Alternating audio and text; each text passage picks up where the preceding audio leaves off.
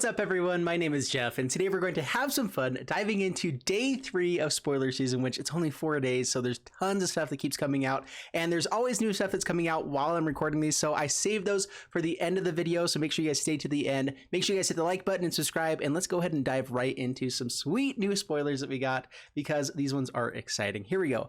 First one, Oras, Prince of the Undeath. And by the way, with all these spoilers, I'm not including every single card, like cards that are just like vanilla cards, things like that. I'm pretty much only including things that I think are interesting. And as far as the order of this, there's no real order on this one because I'm trying to make sure I just get through all of the spoilers that we have today because there's a lot. And so Oras, Prince of Undeath, 4 mana, 5/3 with flying and trample, and you can also add X. And when it enters battlefield, you choose to either each other creature gets -X until end of turn, and you lose X life, or return up to X target creature cards with total mana value X or less from your graveyard to the battlefield. They gain haste until end of turn. So just first off, a 4 mana 5/3 with flying and trample is amazing. Really good stats, really good card right there already. We've already seen 4 mana flyers that are just like 3/3s, whatever, being decent a lot of times, but having flying, trampling, and have 5/3 is good. And then if you can also just pay 5 mana, if you draw into this on turn 5 or you hold off on a little bit, you can get rid of all the creatures with 1 toughness. Sweet, that's really good. If you have creatures in your graveyard you want to bring back and cheap spells like that, it's really good. So this is a Rakdos dream card. I love this card to death. And so or to undeath, there we go. But this is a really powerful card. I think there's tons of things you can do with it.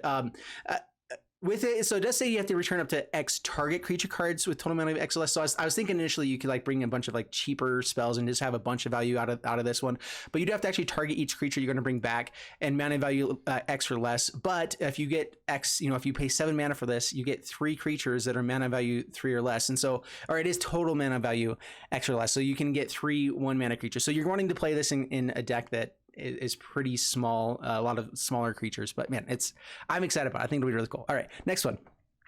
The Deck of Many Things, 5 mana legendary artifact. Pay 2 and tap it. I just love all the flavor with all this stuff, by the way, guys. I love the whole rolling D20s and stuff. I'm not a huge like avid D&D player, but I've dabbled, I've played a few campaigns, and I enjoy it. It's really fun. Anyway, so pay 2, tap it, roll a D20, and subtract the number of cards in your hand. If the result is 0 or less, discard your hand. So if you rolled a 7 but have 7 cards in your hand, you got a 0, and you have to discard your entire hand. So bad stuff there. You don't want to use this if you have lots of cards. But otherwise, if you roll a 1 or 9, you get to return a card at random from your graveyard to your hand. A 10 to 19, draw 2 cards, and if you roll a critical roll, at 20, put a creature card from any graveyard onto the battlefield under your control. When that creature dies, its owner loses the game. So you can grab a creature from anyone's graveyard, put it onto your battlefield, and then sacrifice it with whatever thing, and that opponent loses the game. That sounds really fun. So I'm actually really stoked for this one. And there's a bunch of cards that we'll talk about here of ways to make that synergy more more better. The ways to get D20s a little bit more consistently, that kind of stuff, or to get value out of rolling in general. And so I'm actually really excited for this card. I think it'll be really good, but I think to get into why it's going to be good, we'll have to talk about some other cards. So we're going to move past this one and start diving into some other stuff. All right. Dungeon Descent. I didn't throw in the other art for this one this time. You guys have seen them. It's pretty cool. I just like this art. This one is actually pretty fun. All right, it enters battlefield tap. That's the biggest downside of this card. I think it's actually why it will be unplayable, but everything else is decent. Just taps to add colorless mana, and you can pay for it to tap it to and an untapped legendary creature you control to venture into the dungeon. So venturing into the dungeon does have lots of value. I think we're getting a little bit more cards that have the value for venturing into the dungeon or completing a dungeon or whatever, and just going through dungeons themselves is pretty good. Like if you are just completing some of the dungeons, they have pretty good effects. But being able to, you have to have this enter the battlefield tapped. You have to have a legendary creature. You have to pay for it and tap it, and have a legendary creature untapped, and then you can venture into the dungeon. Is just it's. I don't like this card. It's way too, like, if it had come into the battlefield untapped, then it's like, okay, every once in a while that might happen, great. But if I have to pay the tax of having to enter battlefield tap too, no way, not doing it. All right, so next one, Hama Pashar Rune Seeker. 4 mana, 2/3. Room abilities of dungeons you own trigger an additional time. This is really big. So if there's, you know, the first dungeon that you enter into, the first time is like Scry 1 or whatever, you end up doing it twice. Getting 2 treasure tokens or getting goblins. There's one room that gives you 2 black skeleton tokens, which this would give you 4 of those. That would be really, really powerful. And so I actually think Hama Pashar is a core piece of whatever the venture deck ends up being. I'm not sure what that ends up being, but I think that I really am in between on whether or not dungeons are going to be good or not. I feel like we still haven't gotten enough payoffs, but I'm excited to see what else we get. Varis Silvermoon Ranger, 3 mana, 3/3 with reach and ward of 1. I like the ward mechanic. I think it's good. It's really straightforward and good. But I also think that there's some things that should just be getting hexproof instead of ward. Just my opinion. There's not that much hexproof that's actually coming out right now. Whenever you cast a creature or planeswalker spell, venture into the dungeon. This ability triggers only once each turn.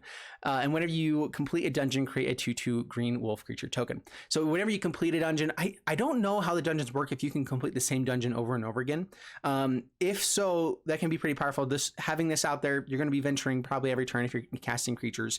And so only once, and it's once each turn. So if you have any flash creatures, like there's the 2 mana elf that's still with flash in the format, you can be playing something like that and it might work out pretty well. I don't know. It's good. All right, next one. Zolto, Fire Giant Duke. 5 mana, 7/3 with trample. Whenever he is dealt damage, you venture into the dungeon. And so any way that you can cause him to take damage, only 3 toughness makes it a little bit difficult. But having a 5 mana, 7/3 with trample, I don't know. 3 damage is in that realm that a lot of things kill it.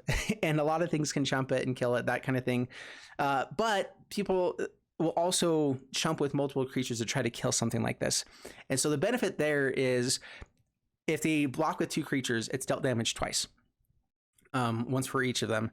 Even if they end up doing way more damage. So it's dealt damage twice and you get to venture in the dungeon twice, which can be really, really busted. So I think in limited, this is a really busted card. In standard, I don't think it really has a slot. I think that there's going to be a janky deck that you can do that's pretty fun with it. But I think for the most part, it's probably not that amazing. But who knows? Venturing, we don't know exactly how good Venturing Dungeons is really going to be yet. I still don't know. 5 mana, 4/4 trample haste. Whenever it deals combat damage to a player, exile up to that many target cards from their graveyard. Put a +1/++ encounter on Froghemoth. I love Froghemoth. It's so good. For each creature exiled, so put a +1/++ encounter for each creature exiled this way. You gain 1 life for each non-creature card exiled this way. So it's kind of like a scavenging ooze a little bit, where exile stuff, gain life, whatever, put counters onto it. But you gain life for the non-creature cards, gain counters for the creature cards. I actually like this one. So trample and haste is pretty good. We've seen in the past just a vanilla card of 5 mana, 4/4 with trample. I think it's 5 mana, 5/5 with trample and haste, just being one of the most busted cards back in. Oh, that's during Ixalan standard though, which is way different than it is now. But I think a lot of times this will be able to get in for damage. If there's any other kind of ways to make it a little bit bigger or whatever, that would be better, like already having a great henge out in the battlefield, that kind of stuff. Being able to hit in for damage, exile graveyards, which we know is valuable in general. Gaining life, putting counters onto this. Also having a 6/6 or 7/7 with trample and haste is a pretty big deal. So if this ever gets in for damage, it becomes a really big threat. And then the turns after that, it just gets scarier and scarier. So I think it's good. And you do have to only exile cards from their graveyard. That's the issue where Scavengers might have a little more versatility with that. But I do think it's a decent card. I like it, and I think that there's going to be Frog Tribal coming at some point. All right, you find some prisoners, 2 mana instant. Which one will you choose? Either break their chains and destroy target artifact, or interrogate them, exile the top 3 cards of target opponent's library, choose one of them. The other ones do not actually get shuffled back into the graveyard, at least as I'm reading it. Until the end of the next turn, you may play that card. You may spend mana as though it were mana of any color to cast. Sorry guys, dyslexia starts hitting in every once in a while. Sorry about that. I think it's interesting though that you can just exile 3 cards from the top of someone's library and they're just gone. It's just like you get one of them, the other ones are just gone. You get to play it until the end of the next turn. But if someone like tutors for something and puts on top of the library, this is a great way to just kind of like, yep, that's gone forever. That's a little bit interesting. And also just 2 mana to be able to steal stuff off the top of the decks. I actually like that red is getting more cards like that, because I feel like that is a theme that they've had in the past, and the fact that more cheaper spells are allowing you to do that, I think is actually really fun. And so and the fact that it can also destroy target artifact is decent. I'm not sure if this is quite playable. I'm not sure how I would play this, but I think it could be good. So that's all I'll say. Okay, this card I'm really stoked for. Triumphant Adventurer. This is probably the best card for venturing into dungeons. 2 mana, 1/1 with Death Touch. As long as it is your turn, it has first strike. So it's a Death Touch creature with first strike, and whenever it attacks, you venture into the dungeon. So anytime you get to attack, so every single turn, you're going to be venturing a dungeon with this, unless it dies. It's a human knight, so it already fits into the knight tribal type of deck. There's a lot of good stuff with that already. I think that in general, this is just a card that if you're trying to venture, and I think that like the Esper colors are probably the best ones to be venturing with in general right now. Then I think that you play Triumphant Adventurer in that deck, and it's just the best 2-drop for venturing. And so it's pretty good. Nothing is going to want to block this, because it'll have first strike, kill it. They won't be able to kill it back unless it has first strike as well. And that's a creature they probably don't want to get rid of. And so I think this is really powerful. All right. And also if you do play green as well, because there's a lot of green venture cards as well. If you don't play the blue side of things, you could also use this creature deals damage equal to its power to creatures. And with Death Touch, if you have a few creatures like that, also really, really good. All right. Borrowing of Clan Under. 4 mana, 3/3. Whenever is this one that's also from the books with Triss Jordan? It's been like since it's been about 17 years since I read those, so it's been a while. All right. Whenever it enters the battlefield, you venture into the dungeon. Whenever Borrowing attacks, return up to 1 creature card with mana value 3 or less from your graveyard to the battlefield if you've completed a dungeon.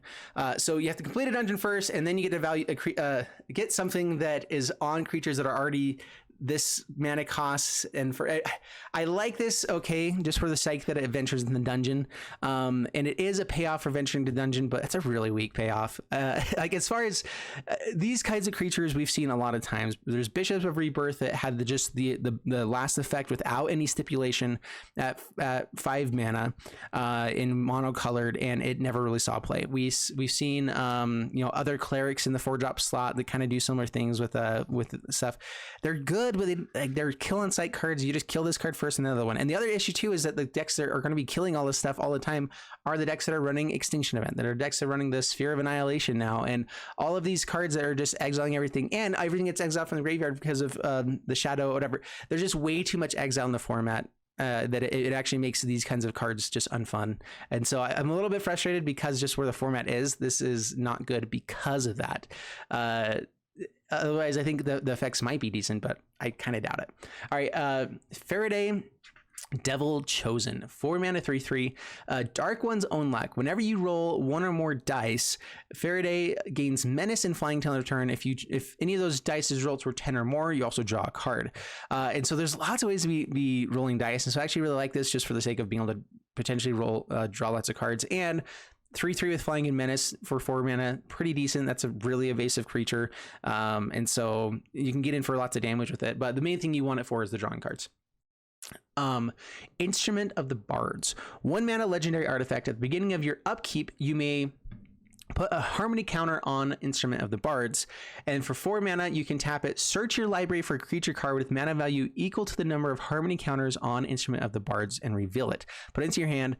If that card is a legendary creature, create a treasure token, then shuffle it. So you get a repeatable tutor effect for creatures, and every upkeep that you get this out there on the battlefield, you can get up to more and more expensive creatures to go search your library for. So this is just a staple in any green commander deck, I think.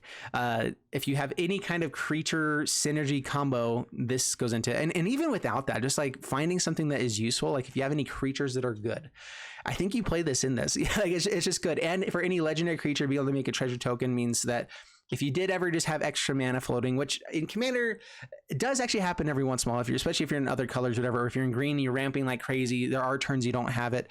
Even if it's just straight for value of trying to have card advantage, I think 4 mana is not too expensive to be able to tutor, potentially get a treasure token, so it's only 3 mana. And I think it's a really, really powerful card. And so the only downside is the upkeep, you have to wait on that. So I like this card. I think it's good. I'm not sure if it's quite standard playable. It depends on how powerful the combos are that you can be going and grabbing this for. And then just having the ability to make it happen on turn 5 is pretty interesting, but who knows? Yeah, I like it. Dragon's Disciple. Sorry for the quality on this one. 2 mana, 1/3, human monk. As Dragon's Disciple enters the battlefield, you may reveal a dragon card from your hand.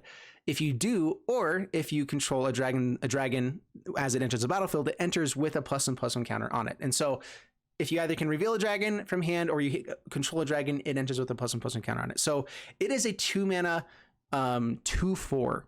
A 2 mana 2/4 is a very, very powerful stats. And so actually I like that a lot. So if you're going to be playing dragon, we've already seen value in playing a Boros Dragons deck. I think this is actually making that look even more spicy. And then dragons in control have Ward of 1. And so I'm really, really hyped for this card. I think it's really powerful. A 2 mana 2/4 dodges almost all of the removal out there. It blocks and kills a lot of important creatures in the format. It just chumps a lot of, or, just like blocks without any recourse, a lot of other creatures. The only thing it doesn't kill is Bone Crusher Giant, and Love Struck Beast, things like that. Those are rotating soon, but this is also 2 mana instead of 3 mana. And so I don't know, I like it. I think it's good. I think it's really powerful. I'm not sure if you can do both. Because it says if you do, or if you have a dragon on the battlefield. I wonder if you can reveal a dragon and have a dragon on the battlefield and would enter with 2 counters. I don't think so. I think it's just it checks for one of those to have happen and you get a 1/1/1 counter. If it was a 3/5 for 2 mana, that would be really busted. All right, Volo Guide 2 monsters. 4 mana, 3/2. This card is really sweet. A human wizard. Whenever you cast a creature spell that doesn't share a creature type with a creature that you control, or a creature type in your graveyard, creature card in your graveyard, copy that spell. So if you have a creature that doesn't share creature types with anything, so make sure you don't play any shapeshifters or any of those kinds of things with it, because otherwise it would be a little bit, or changelings, there it is, changelings, because then you have all creature types in your graveyard or whatever. But play the frog, play whatever else, play these things out, and you get to draw an extra, or create an extra copy of them as they enter the battlefield. It's just huge. There's a lot of really powerful effects that you can do with that. And so I'm excited to see how to build it on this. I feel like this is my new favorite brawl card immediately. I actually want to play a commander deck with this card, because you could probably get it set up to where you only have, there's enough creature types out there that you could probably build this to never have the same ever, or have very few that are the same. Being able to bring in the ooze, like the biogenic ooze card into it, the Tendershoot Dryad, and have that be the only Dryad card. Just like there's so many cards like that you can play on turn 5 or whatever that are just so powerful that having 2 of them makes this busted. And so I'm actually really excited for this card. I think it'll be really good. There's a lot of just 2 mana ramps creatures as well that don't share types with a lot of other things too. So yeah, I mean, there's a lot of elves, but this is cool. All right, Eccentric Apprentice, 3 mana 2/2 with flying. When it enters the battlefield, venture into the dungeon.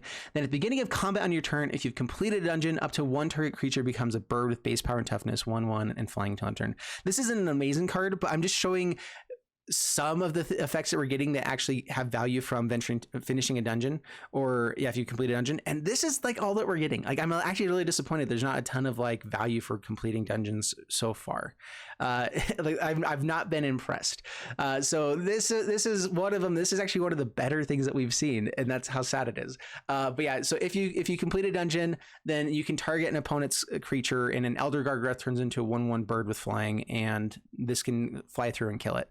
And so that actually can be really decent if you're trying to play more tempo-y. Just at the beginning of combat, you can make sure you're getting in for damage and turning off one of their creatures for a little bit, or maybe turning into 1/1 and holding up a burn spell. So being in Is It with this would be really good. This works well with Prismari Command, like all that kind of stuff. So I actually do like this card, though. I think it is a playable card. As long as dungeons are completed quickly, it actually becomes decent. All right, Goblin Morningstar, 2 mana artifact equipment. Equip creature gets +1/+0 and has trample. Pay 2 to equip, and when it enters the battlefield, you get to roll a d20. Anything that rolls a d20 is actually pretty valuable. There's more and more stuff that we keep seeing with this. 1 through 9, you get to create a 1/1 Goblin creature token. 10 through 20, you get a 1/1 Goblin creature token, and then attach Goblin Morningstar to it. I kind of wish that they gave something for the 20 spot, but I think they just ran out of text space there, so that's fine. But yeah, that's pretty cool. I mean, you can have it come and be equipped there is kind of like a tokens deck for rolling dice, D20s, and I'm kind of interested to see how that works. Lightfoot Rogue, 2 mana, 2/1. Whenever it attacks, roll a D20. It gains Death Touch until end of turn. So no matter what, it's going to gain Death Touch from 1 to 9. 10 to 19 gains +1/+1 and Death Touch until end of turns again. So it gets to be a 3/1 with Death Touch, and 20 gets +3/+0 and gains First Strike and Death Touch until end of turn. So if you get that D20, that is a massive creature for 2 mana. That's a 5/1 with First Strike and Death Touch is really busted. I think even though just going for the 10 through 19, a 3/1 with Death Touch, yeah, I mean, they get to kill this thing with Death Touch, and at that point, it's a big enough threat that they're going to be willing to trade just about anything with it, and it does trade with everything. But I think it's decent. I like the Halfling. I like the Rogues. I think that, anyway, I think this is a decent card in a mono black aggro deck. Being able to have the potential hidden for 5 is a pretty big deal. Pixie Guide. 2 mana, 1/3 flying, and you get to grant an advantage. If you would roll 1 or more dice, instead roll that many dice +1 and ignore the lowest roll. So I think that's pretty cool. Just being able to ignore the lowest roll on dice is pretty sweet. Being able to, I think this will stack as well. So if you were going to roll 1 or more dice, you then get to roll more and more and keep ignoring the lowest rolls based off of it. So stacking that could actually be really good and gives you a much higher chance of potentially hitting a D20. So if the goal is to the deck of many things, nab someone's creature, put it onto your side of the battlefield, and have that happen, you have to roll a D20 to do so. Pixie Guide and stacking this effect, I think is the way to do that. I wonder if there's a way to be able to add a certain amount to your die roll and to be able to get, but I'm not sure if it has to be a natural 20 for it to still work on that one as well. I'm not sure how Magic works versus D&D, so we'll see how that works. Anyway, Contact the Other Plane, 4 mana instant, roll a D20. Either you get to draw 2 cards, or you get to scry 2 and then draw 2 cards, or you get to scry 3 and draw 3 cards. Again, man, a 1 in 20 chance to be able to have something amazing out of this card is really cool. We've already seen Behold the Multiverse being, I think it scries 2 and then draws 2, and you can also foretell it and have it for 2 mana on another turn. Those are pretty big plays, and that I would definitely say that's better than this card, except that this does have the chance to be able to draw 3 cards every once in a while, and that's a pretty big deal. So if you are playing anything that does allow you to roll dice, whatever, this is just another way to roll dice, and having a chance to get that D20 is that natural 20 is cool. At the same time, though, I'm not sure if it really works. I'm trying to throw a few cards with the D20, just kind of how it works. Critical hit, 2 mana instant. Target creature gains double strike until end of turn. Just straightforward 2 mana to do it, which is actually pretty nice. I don't think we've seen that for a little bit. And then you roll a natural. There was one that foretells, I think, for it, but I think it's a 3 mana spell, and you can then pay for 1 at one point. But anyway, when you roll a natural 20, return it from graveyard to hand to your hand. I think the flavor on that is really cool. So if it's a natural D20, then you get to bring it to your hand. Sweet. You get another critical hit. How about that? I like it. All right. Feywild Trickster, 3 mana 2/2. Whenever you roll 1 or more dice, create a 1/1 blue fairy dragon creature token with flying. I like that it's a fairy dragon creature token, actually. This is good. I think this is actually one of the best payoffs for rolling dice. And I think there's a lot of things that do roll dice. And so I think this actually kind of fits into the same realm as what was the creature? There was a 3 mana 1/4 or whatever that anytime you cast a non-creature spell, you get a token, a flying token. I think that this can fit somewhere into that same realm. Especially a lot of the things that roll dice and have that effect are also things that bring in other tokens like this one. Swarming Goblins, 4 mana 4/3. Whenever it enters battlefield, roll a D20. Either create 1 red goblin, or you get two red goblins, or you get 3 red goblins. So already getting lots of tokens with that as well. So I think that between these cards and a lot of other cards out there, there actually is a decent rolling dice tokens deck that I think could be really busted potentially. And I just checked, and I think this is the last card that actually came out. Delina, Wild Mage, 4 mana 3/2. Whenever it attacks, choose target creature you control, then roll a D20. 1 through 14, create a tapped and attacking token that's a copy of that creature, except it's not legendary, and it has exile this creature at the end of combat. And 5 through 20, create 1 of those tokens, roll again. So it doesn't have the exile this creature at the end of combat. Ooh, that's good. Yeah, so whenever it attacks, choose target creature you control. So you can target herself, And if you roll a 15 through 20, so a good roll, then you get to just keep copying this over and over and over again. And then every turn you get and more 3/2s. Okay, that's really spicy. That's really fun. And you could also make copies of other things that aren't legendary. Just whenever you go into attacking, like Galtas or something like that could be really fun. So I actually like this card. I think it's really spicy. Very, very fun card. And I had to just double check, and that does bring us to the end of today's spoilers. Thank you guys so much for hopping on. I hope you guys enjoyed the video today. Hope you enjoyed the spoilers. I think this was the one to be waiting for to the end. This is actually probably the card I'm most excited for now for the whole set. This is a really fun card. And so, yeah. I hope you guys are excited for this stuff. I'm going to be bringing out some deck techs and things like that here for the next few days. Make sure you guys hit the subscribe button and like, and I get my videos out the day that this releases right away. So if you guys want to see some gameplay for this on MTG Arena, make sure you guys hit the subscribe button, like, keep following, keep coming back to the page, and I'll see you guys in the next one. Thank you so much, and bye-bye.